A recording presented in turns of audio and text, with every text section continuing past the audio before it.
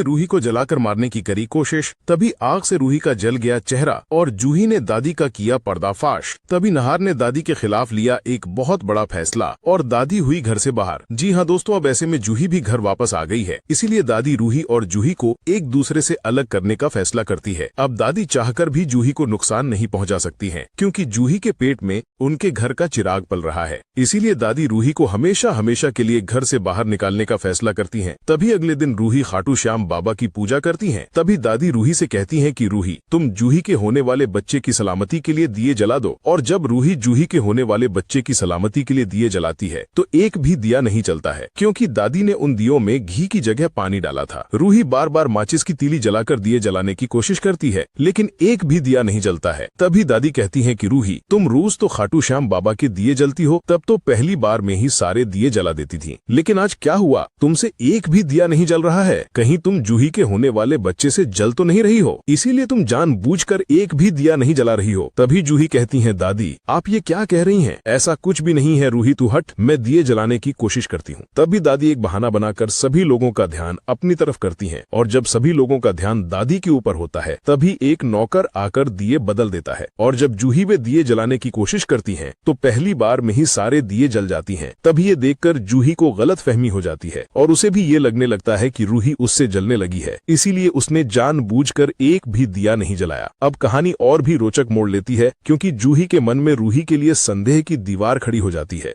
जूही, जो अब तक रूही को अपनी सगी बहन जैसा मानती थी, सोच में पड़ जाती है कि कहीं दादी सच कह रही हैं क्या। रूही बार बार सफाई देती है कि वो दिल से जूही और उसके बच्चे के लिए दुआएं करती है, लेकिन जूही के दिल में अब शक का बीज बो दिया गया है। परिवार के बाकी लोग भी ये तमाशा देख रहे होते हैं और कुछ को लगने लगता है कि शायद सचमुच रूही के दिल में जलन है। ये सब देखकर रूही का दिल टूट जाता है और वो अपने कमरे में जाकर फूट फूट कर रोने लगती है। नहार उसके पास आता है और उसका हाथ पकड़कर कहता है, रूही तुम चिंता मत करो, मुझे तुम पर पूरा भरोसा है, मैं जानता हूँ कि तुम कभी किसी का बुरा नहीं सोच सकती हो। रूही नहार से लिपटकर रोते हुए कहती है, मुझे ये साबित करना होगा कि मैं निर्दोष हूँ। इसी बीच दादी एक और खतरनाक चाल चलने की योजना बनाती है। अगले दिन जब रूही और जूही अपने कमरे में बातें कर रही होती हैं, उस कमरे में एसी चल रहा होता है। दोनों हंसते बोलते हुए भविष्य की बातें कर रही होती हैं। तभी दादी पीछे से जाकर एसी के तार में आग लगा देती है। धीरे धीरे तार से धुआं उठने लगता है और अचानक जोरदार धमाका होता है। धमाके की आवाज से पूरा घर हिल जाता है और कमरे में आग लग जाती है। चारों तरफ धुआं ही धुआं भर जाता है और रूही घुटन महसूस करने लगती है। जूही चीखती है, बचाओ, कोई हमारी मदद करो। तभी दादी मौका देखकर कमरे में जाती है और जूही को खींचकर बाहर निकाल लाती है, लेकिन रूही को अंदर ही छोड़ देती है और दरवाजा बाहर से बंद कर देती है। रूही अंदर फंस जाती है। आग की लपटें उसकी तरफ बढ़ रही होती हैं और वो धीरे धीरे बेहोश हो जाती है। तभी नहार भागते हुए आता है और दरवाजा तोड़कर अंदर घुस जाता है। ये देखकर दादी के होश उड़ जाते हैं, क्योंकि उसने सोचा था कि रूही अब बच नहीं पाएगी, लेकिन नहार अपनी जान जोखिम में डालकर रूही को अपनी गोद में उठाता है और धुएं और आग से जूझते हुए बाहर निकाल लाता है। परिवार वाले दंग रह जाते हैं और जूही की आंखों में आंसू आ जाते हैं कि कैसे नहार ने रूही को बचाने के लिए अपनी जान की परवाह नहीं की। नहार गुस्से में कहता है, ये सब अचानक नहीं हो सकता, किसी ने जानबूझकर आग लगाई है। जूही भी सहमति जताती है और कहती है, जीजू हमें इसकी जांच करनी होगी। तभी दोनों कमरे के पीछे जाते हैं और देखते हैं कि एसी के तार को जलाया गया है। तभी जूही की नजर वहां लगे सीसीटीवी कैमरे पर पड़ती है। वो तुरंत नहार के साथ वीडियो देखती है और उनके पैरों तले जमीन खिसक जाती है, क्योंकि वीडियो में साफ साफ दिख रहा होता है कि दादी खुद तार में आग लगा रही थी। ये देखकर पूरा परिवार स्तब्ध रह जाता है। नहार का गुस्सा फूट पड़ता है। वो दादी को पकड़कर कहता है, आपने इंसानियत की सारी हदें पार कर दी। आपने एक माँ से उसके बच्चे का सुख छीनने की कोशिश की है। अब आपके लिए इस घर में कोई जगह नहीं है। दादी रोते हुए हाथ जोड़कर कहती है, नहार मुझे माफ कर दो, आज के बाद मैं कभी भी रूही का बुरा नहीं सोचूंगी। मैं वचन देती हूँ कि मैं सुधर जाऊंगी। लेकिन नहार अपनी बात पर अड़ा रहता है। वह दादी की एक नहीं सुनता और गुस्से में उन्हें धक्के देकर घर से बाहर निकाल देता है। पूरा परिवार ये सब देखकर हैरान रह जाता है। जूही भी ये देखकर समझ जाती है कि असली दोषी दादी ही थी और रूही निर्दोष है। वह रूही से लिपटकर रोती है और कहती है, मुझे माफ कर दे बहन,